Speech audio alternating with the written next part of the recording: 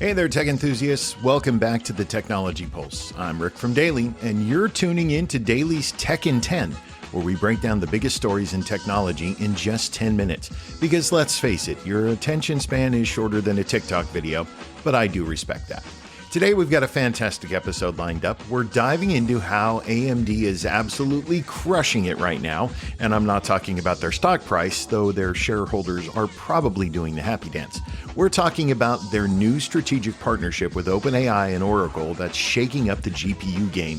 It's like watching the underdog in a Rocky movie, except this time, the underdog has billions in R&D funding and can actually string together a coherent sentence. And then we're going to talk about something that probably ruined your workday recently. That's AWS's massive internet outage. You know, that fun moment when Zoom, Outlook, and Venmo all decided to take a simultaneous coffee break?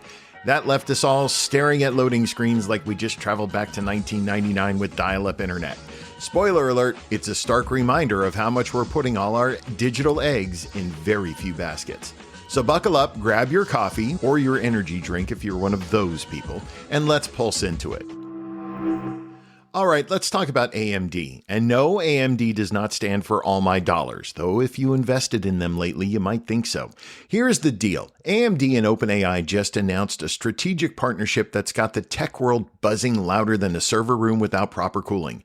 AMD is now a core strategic partner to drive deployments of their technology with OpenAI. We're talking about powering OpenAI's next generation AI infrastructure across all AMD GPUs. Now, why is this huge? Well, for years, and I mean years, NVIDIA has basically been the Beyoncé of the GPU world. Everyone wanted them, everyone needed them, and everyone was willing to pay premium prices to get them.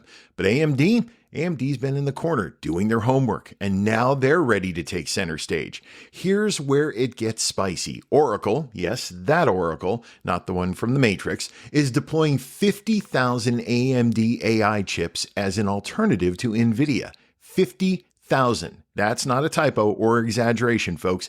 Oracle Cloud is rolling out AMD's first AI chip that can be assembled into larger rack-size systems. It's like AMD just got invited to sit at the cool kids table in the cafeteria, and they brought enough lunch for everyone.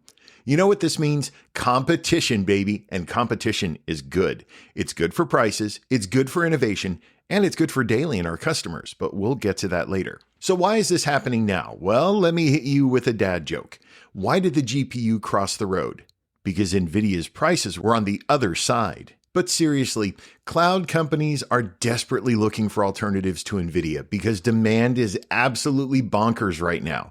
Every company and their grandmother is trying to build AI infrastructure. It's like the gold rush, except instead of gold, everyone's mining for computational power. Think about it this way. If NVIDIA is like flying first class, AMD is showing up with business class seats at economy prices. And when you're Oracle trying to fill data centers with tens of thousands of chips, that value proposition becomes very attractive. It's like shopping at Costco. You're buying in bulk, you want quality, but you also don't want to take out a second mortgage. So what's the bottom line? The GPU market is about to get a whole lot more interesting. AMD is positioning itself as the scrappy challenger, and with partnerships like OpenAI and Oracle backing them up, they're not just competing, they're legitimately threatening NVIDIA's dominance. And that, my friends, is what we call a plot twist.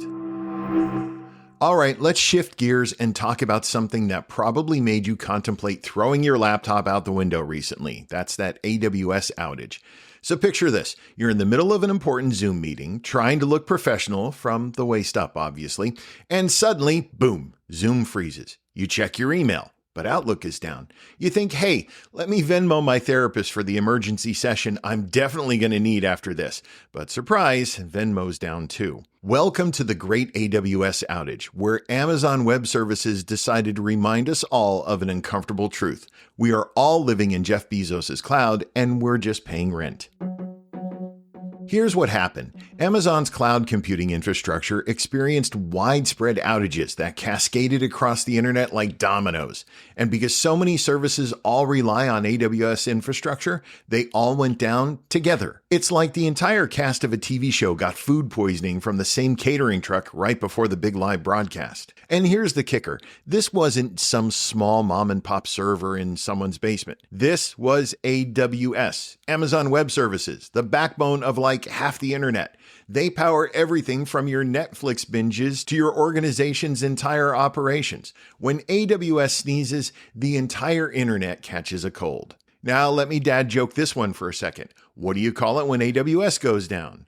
A serious problem. Get it? Serious like the cloud? No? Okay, well, that one was bad for even me. But here's the real issue, folks, and this is where we need to put on our serious hats for a moment and not the cloud hats. This outage is a stark reminder that modern society relies on only a handful of companies for much of the internet's technology. We're talking about AWS, Microsoft Azure, Google Cloud, and maybe a couple of others. That's it. That's the whole list. It's kind of like how everyone panicked during the Suez Canal blockage because we realized how much global shipping depends on one canal, except this time it's digital infrastructure, and the stakes are arguably higher because everything runs on the cloud now. Your emails, cloud. Video conferences, cloud. Financial transactions, cloud. That embarrassing collection of cat photos you swear is for research purposes.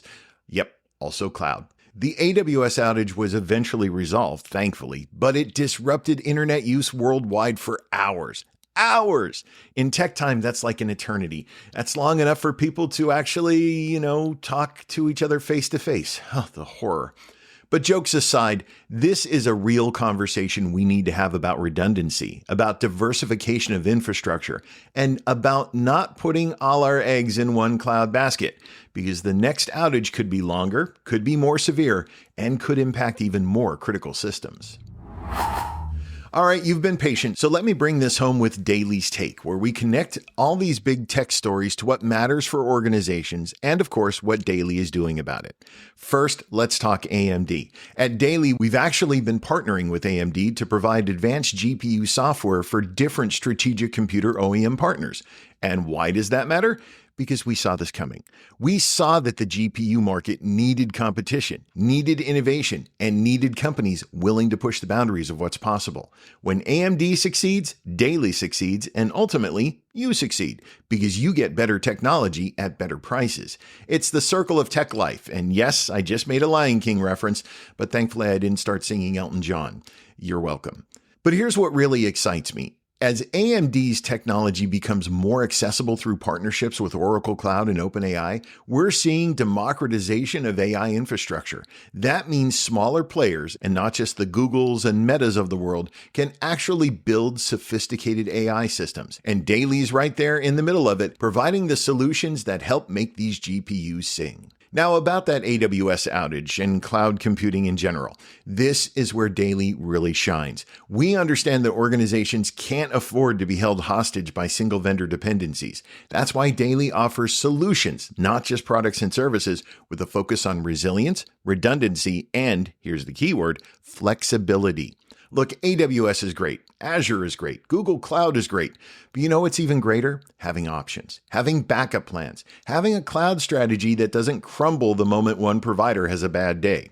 At Daly, we believe in multi-cloud solutions. We believe in edge computing. We believe in distributed systems that don't have single points of failure, because when your operations are on the line, it works 99% of the time, or sort of, isn't really good enough. You need that extra mile and that redundancy and that peace of mind. And that's exactly what we're trying to build. Whether you need GPU accelerated computing for AI workloads or robust cloud infrastructure that can handle whatever the internet throws at it, Daly's got your back.